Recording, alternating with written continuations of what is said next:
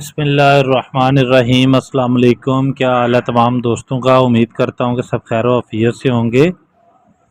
MTH 404 lecture number 27 जो आज हमने डिस्कस करना है, लेक्चर नंबर 27, 25 और 26 ये एग्ज़ाम्पल्स थे, और इससे नेक्स्ट लेक्चर जो 2 लेक्चर हैं वो भी एग्ज़ाम्पल्स ही हैं। तो लेक्चर नंबर 27 शुरू करने से पहले आप सबसे रिक्वेस्ट है कि चैनल को सब्सक्राइब करें, वीडियो को लाइक करें, शेयर करें। अगर आपको ये नोट्स हैंड रिटन फॉर्म में चाहिए तो आप मुझे व्हाट्सएप कर सकते हैं। डिस्क्रिप्शन में व्हाट्सएप नंबर लिखा हुआ है, वहाँ पर आप व्हाट्सएप करके ये नोट्स हासिल कर सकते हैं। सबसे ज़रूरी बात यह है कि जो बंदा वीडियो देखने आए वो उसका हक बनता है कि वो जाते हुए एक सब्सक्राइब ज़रूर करके जाए, लाइक भी करे और शेयर भी ज़रूर करे, क्योंकि ये स्ट्रगल मैं आप लोगों से कोई फ़ीस लेकर नहीं कर रहा, विद फ्री ऑफ कॉस्ट आप लोगों के लिए कर रहा हूँ। तो अगर कोई बंदा फ्री ऑफ कॉस्ट करता है तो उसको मोटिवेट करना चाहिए, ना कि उसको मायूस कर दो, डिसअपॉइंट कर दो कि जी बस ठीक है, लेक्चर भी देख लेना और जाते हुए सब्सक्राइब भी ना करना, तो ये तो बहुत नाइंसाफ़ी है ना। उम्मीद है कि आप जाते हुए आप लेक्चर को सब्सक्राइब और चैनल को सब्सक्राइब और लेक्चर को लाइक और शेयर ज़रूर किया करेंगे। चलते हैं क्वेश्चन की तरफ। क्वेश्चन है हमारे पास, कहता है find the range of a rifle bullet when alpha is the elevation of projection and V naught is speed. Show that if the rifle is fired with the same elevation and speed from a car traveling with speed v toward the target, and the range will be increased by 2 v naught capital V sin alpha over g। Scenario को समझ लें थोड़ा सा कि वो क्या कहना चाह रहा है। वो कह रहा है कि जी एक राइफल बुलेट है जो कि आप चलाते हो राइफल को, एलिवेशन एंगल जो है वो उसका अल्फ़ा है, ये वाला एंगल जो है इसको एलिवेशन एंगल कहते हैं, और ये हमारे पास अल्फ़ा है, ठीक है। और जो यहाँ पर स्पीड है वो हमारे पास v नॉट है, ठीक हो गया जी। अब राइफल चली और बुलेट जहाँ पर भी जाकर गिरी उससे हमें सरोकार नहीं। अब वो कह रहा है कि जी ये जो राइफल है, ये राइफल जिस बंदे ने चलाई है वो बंदा कार में बैठा हुआ है, ठीक है, और कार जो है वो स्पीड v के साथ जो टारगेट है उसकी तरफ मूव कर रही है। तो आपने इसकी रेंज जो है वो इंक्रीज हो जाती है।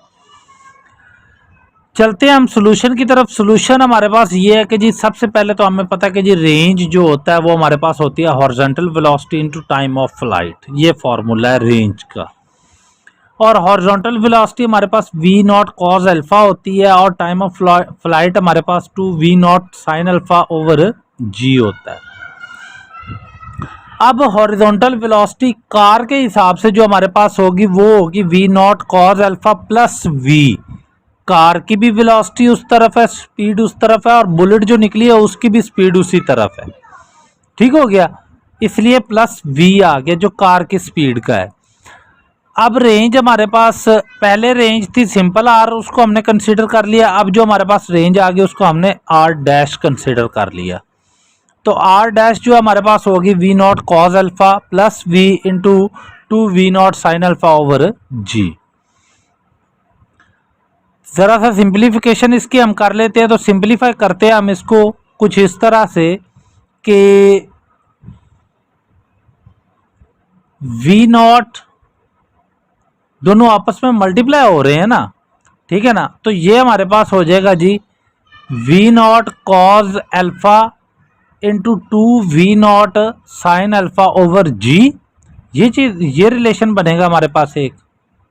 ज़रा मैं आपको थोड़ा सा इसको समझा दूं ताकि कोई कंफ्यूजन ना रह जाए आप में। पहले ये वाला इसके साथ मल्टीप्लाई होगा, ठीक है। अब ये वाला जो है v जो है ये फिर इसके साथ मल्टीप्लाई होगा, ठीक हो गया। तो हमारे पास जो रिलेशन बन रहा है, अब ज़रा देखिए गौर करें कि जो हमारे पास ये वाला कॉज वाला और ये वाला जो है ये आपस में जब मल्टीप्लाई होंगे तो हमारे पास ये चीज़ बनेगी, ये चीज़ बनेगी। कैसे बनेगी? 2 कॉज अल्फ़ा साइन अल्फ़ा हमारे पास होता है साइन 2 अल्फ़ा, ये फॉर्मूला है, ठीक है ना। ये ऊपर मैंने मेंशन भी किया, sine 2 alpha is equal to 2 cos alpha sine alpha होता है, प्लस ये v जो है इस 2v0 sine alpha over g के साथ मल्टीप्लाई हो रहा है। ठीक हो गया, यहाँ तक उम्मीद है कि आपको समझ आई होगी। यहाँ से आगे चलते हैं। इंक्रीज इन रेंज हमारे पास क्या हुआ, पहली रेंज से जो अब दोबारा हमने रेंज निकाली है उसमें फ़र्क क्या आया है। पहले हमने रेंज निकाली बुलेट की जो गन से निकल रही थी, राइफल से निकल रही थी, लेकिन अब हमने जो रेंज निकाली है उसमें हमने कार की स्पीड भी ऐड कर दी है। तो जो रेंज है हमारे पास r डैश माइनस r हो जाएगा। सिंपल सी बात है कि जी ये हमारे पास r डैश की वैल्यू है और जो हमारे पास r की वैल्यू निकली थी वो ये वाली निकली थी। इन दोनों वैल्यूज़ को हमने एक इक्वेशन में पुट कर दिया, तो हमारे पास जो रिलेशन आई, जो इक्वेशन आई, वो हमारे पास ये वाली फाइंड आउट हुई। इसमें V naught square over G into sine 2 alpha और माइनस का V naught square over G into sine 2 alpha, ये आपस में कैंसिल आउट हो जाएंगे। तो हमारे पास जो रेंज आ जाएगी r इज इक्वल टू आ जाएगा r डैश माइनस r जो है वो हमारे पास आ जाएगा 2v0 capital V sine alpha over g। तो यही चीज़ हमने प्रूव करनी थी। ज़रा क्वेश्चन में स्टार्ट में देखें, 2v0 v sine alpha over g, 2v0 capital V sine alpha over g। तो यही चीज़ हमने प्रूव करनी थी जो हमने प्रूव कर ली है। क्वेश्चन नंबर 2 की तरफ चलते हैं। कहता है battleship is streaming ahead with speed v and a gun is mounted on the battleship, so a the point straight backward and is set at an angle of elevation alpha. If v naught is the speed of the projection relative to the gun, show that the range is। अब हमने range जो है वो उसको इस form में लेकर आना है, ठीक है। Also prove that angle of elevation for maximum ranges, maximum range के लिए हमने ये वाली चीज़ प्रूव करनी है। हमने क्वेश्चन को सॉल्व भी इस तरह करना है कि पहले ये वाला पार्ट आ जाए और दूसरे नंबर पर ये वाला आ जाए। ठीक हो गया जी, चलते हैं सॉल्यूशन की तरफ। Let the battleship is moving toward the origin from direction of x axis with the speed v, let at time t is equal to 0 the battleship is at origin and the gun is fired with the speed v naught and angle alpha। तो horizontal velocity of battleship sorry bullet relative to gun क्या होगी, v not cos alpha, और bullet ship के लिहाज से क्या होगी, minus v आ जाएगा। क्यों माइनस आया? क्योंकि जो शिप है वो ओरिजिन की तरफ मूव कर रही है और जबकि बुलेट जो है वो दूसरी तरफ जा रही है, तो इसलिए ये माइनस आ गया। ठीक हो गया। रेंज हमारे पास horizontal velocity into time of flight, horizontal velocity हमारे पास क्या आएगी, v nought cos alpha minus v into 2 v nought sine alpha over g. Simplify करना है तो हमारे पास ये सिंप्लीफिकेशन आ जाएगी और ये हमने प्रूव भी कर दिया है, ये प्रूव हो गया हमारा। इसको सिंप्लीफाई कर लीजिएगा। कैसे होगा ज़रा ये भी मैं आपको बता देता हूँ। थोड़ा सा जूम कर लूँ, हाँ अब ठीक है। अब इसको मैं आपको समझा देता हूँ। ये देखें कि ये कॉज इसके साथ मल्टीप्लाई होगा और ये वाला v जो है माइनस का ये फिर इसके साथ मल्टीप्लाई होगा। जब ये दोनों मल्टीप्लाई होंगे तो ये वाली जो वैल्यू है ये कॉमन आ जाएगी, तो पीछे हमारे पास ये रिलेशन बच जाएगा। तो जब हमारे पास ये कॉमन आएगी तो हमारे पास जो ओवरऑल है वो यही हमने प्रूव करना था, वो हमारा प्रूव हो जाएगा। ठीक हो गया। ये शॉर्ट वीडियो का मतलब होता है कि शॉर्ट समझाना ताकि आप लोगों को समझ आ जाए। अच्छा जी, applying second derivative test. Second derivative test ये होता है कि जी जो सेकंड डेरिवेटिव होता है वो लेस देन 0 होता है और जो फर्स्ट डेरिवेटिव होता है वो इक्वल टू 0। तो ज़रा हम इसका डेरिवेटिव ले लेते हैं।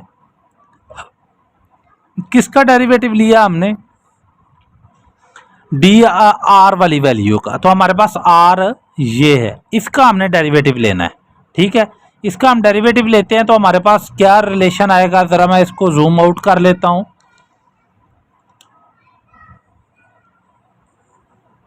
थोड़ा सा और कर दूं ताकि आपको क्वेश्चन क्लियर हो जाए। हाँ जी, अब जरा ये देखें, ये हमारे पास रिलेशन है, इसका हमने डेरिवेटिव लेना है। तो 2v0 over G as a constant बाहर आ गए।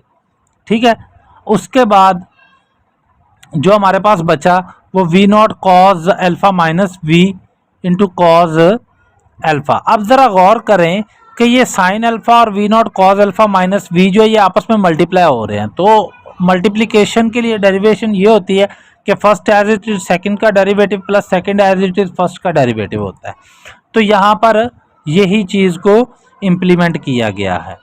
ठीक हो गया यहाँ तक?